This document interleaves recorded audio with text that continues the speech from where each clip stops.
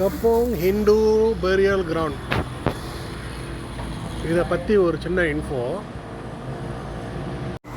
இவ்வளோ சிஸ்டமேட்டிக்காக இவ்வளோ சுத்தமாக ஒரு பேரியல் கிரவுண்டே நம்ம மயானமே இல்லைன்னு நினைக்கிறேன். மலேசியாவில் நடப்பாதெல்லாம் தார் போட்டிருக்காங்க, எல்லாமே கிளியராக இருக்குது. நான் இடையில ஒரு 2-3 மயானத்துக்கு போனேன்.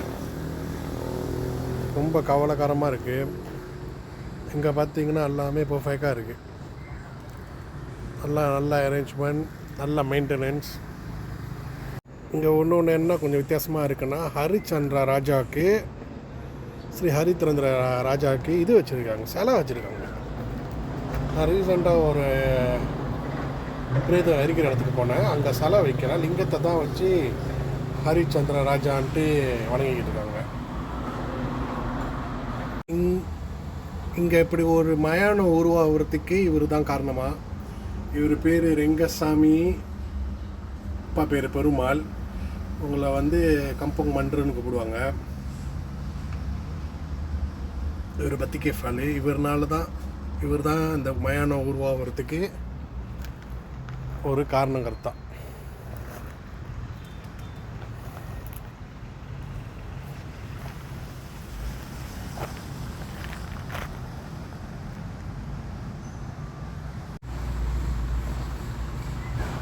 இது ஒரு பேபிக்கு செஞ்சுருக்காங்க பாருங்கள், ஃபுல்லாக கோல்டு கலராகவே செஞ்சுருக்காங்க.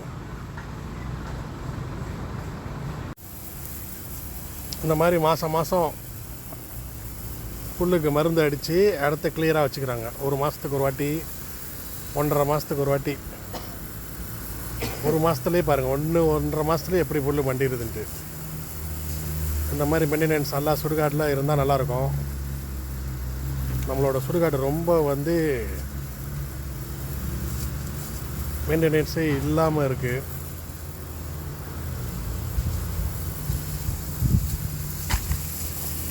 இதெல்லாம் 1.5 மாதத்துக்கு முன்னே கிடச்சிடா.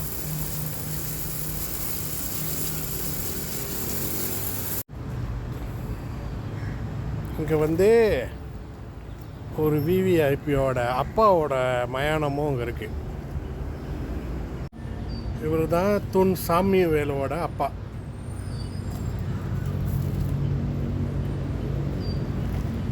அவர் இங்கே தான் வச்சுருக்காங்க. இதுதான் அவரோட கல்லறை.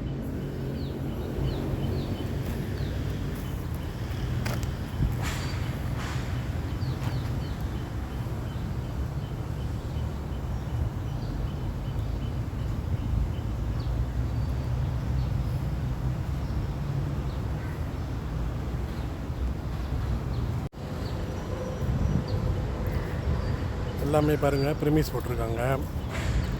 நடக்கிறதுக்கும் வசதியாக இருக்கும். இங்கே இறந்தவங்கலாம் கிட்டத்தட்ட 60-70 வருஷத்துக்கு முன்னுக்கு இறந்தவங்க.